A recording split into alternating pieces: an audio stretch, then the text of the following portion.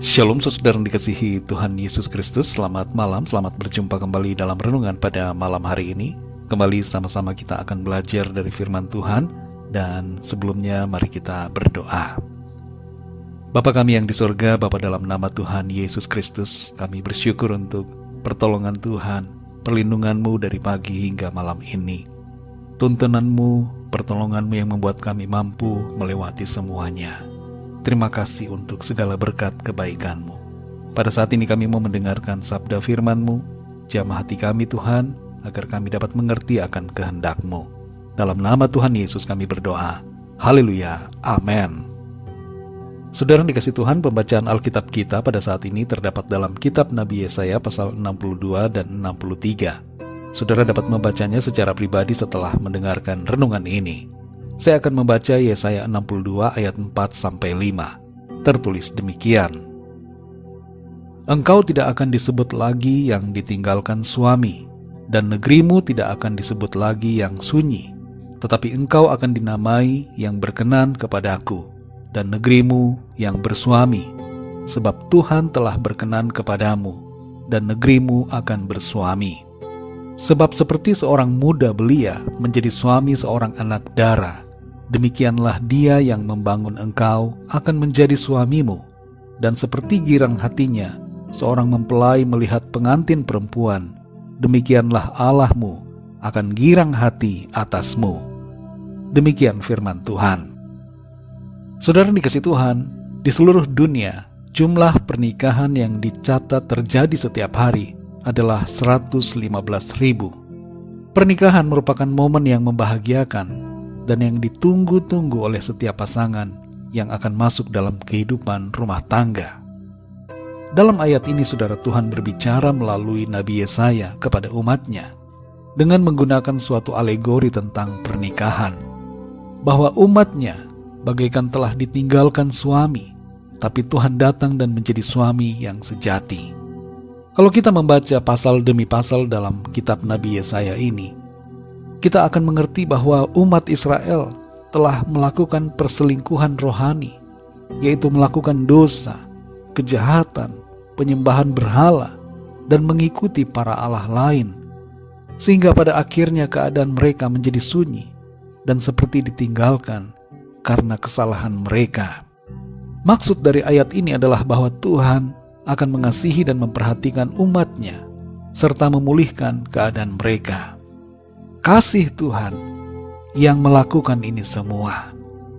Nubuat ini digenapi secara lahiriah dalam peristiwa kembalinya bangsa Israel dari Babel. Dan lebih jauh daripada itu adalah berdirinya kembali bangsa Israel pada tahun 1948 hingga sekarang ini. Tapi saudara yang dikasih Tuhan, nubuat ini juga mempunyai makna yang jauh lebih dalam, melebihi penggenapan secara lahiriah saja.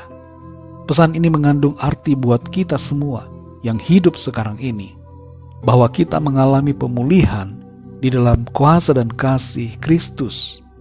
Hidup kita yang gersang dan kering karena dosa dan pelanggaran kita, dibaharui dan diairi dengan air kehidupan dari Tuhan yang memulihkan keadaan kita.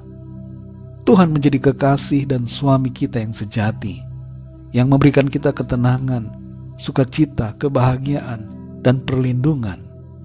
Alkitab menyebutkan bahwa kita adalah gerejanya, dan kita semua adalah mempelai Kristus. Saudara yang dikasih Tuhan, ada beberapa hal yang kita dapatkan dari ayat-ayat ini. Yang pertama adalah kita dijadikan berkenan di hadapan Tuhan.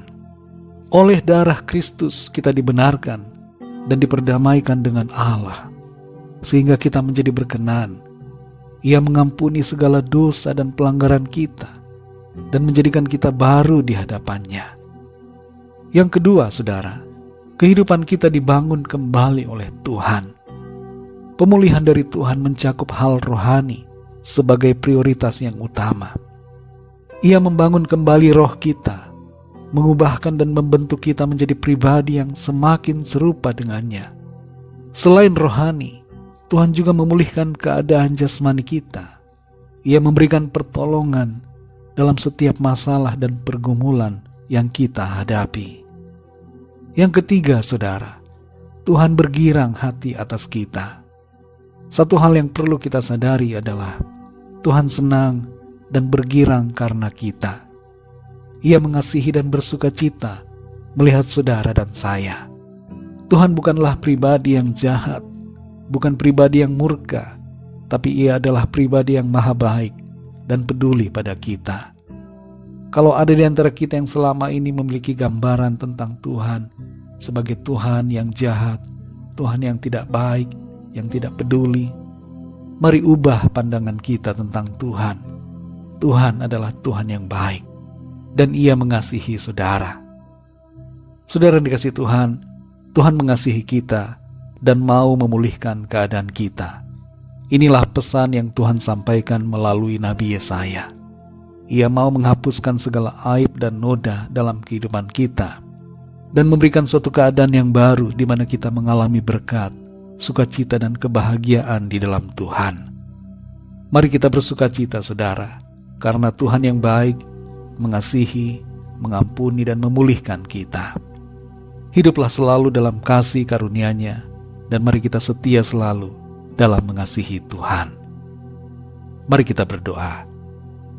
Bapa kami yang di sorga, Bapa dalam nama Tuhan Yesus Kristus, kami mengucap syukur untuk firman-Mu yang sudah kami dengar pada saat ini. Kami sungguh bersuka cita karena Engkau baik, Tuhan. Engkau mengasihi kami, peduli kepada setiap kami, dan Engkau mau memulihkan keadaan kami. Engkau mengampuni kami dari segala dosa dan pelanggaran kami, dan Engkau menguduskan kami, melayakkan kami, berkenan atas kami. Sungguh ya Tuhan, kami bersyukur, kami yang tidak layak dilayakkan oleh Tuhan. Kuasa darah-Mu yang telah menguduskan kami. Terima kasih untuk perkenanan-Mu, dan terima kasih untuk pengampunan-Mu Tuhan. Kami percaya kehidupan kami akan dipulihkan Tuhan. Roh kami dibaharui, dan kami akan ditolong Tuhan senantiasa. Terima kasih Tuhan, kami bersyukur kepada-Mu. Berkati kami di sepanjang malam ini, dalam istirahat kami. Lingkupi kami dengan kuasa dan kasih-Mu Tuhan. Dan kami mohon lawatan Tuhan atas setiap kami. Yang sakit mengalami kesembuhan dari Tuhan. Yang lemah dikuatkan kembali. Yang susah mengalami penghiburan. Yang terikat terbelenggu dosa dan kuasa kegelapan mengalami kelepasan. Dan yang sedang dalam persoalan mengalami pertolongan Tuhan. Kami percaya berkat damai sejahtera dan kasih karunia Tuhan senantiasa berlimpah dalam hidup kami.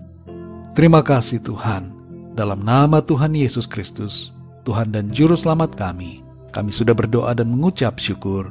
Haleluya, amin. Puji Tuhan, saudara yang dikasihi Tuhan, saya percaya firman Tuhan menjadi berkat dan kekuatan buat saudara semua. Dan Roh Kudus akan menolong saudara untuk lebih lagi memahami kebenaran firman Tuhan. Tuhan Yesus memberkati saudara semua. Sampai jumpa dalam renungan yang berikutnya. Haleluya.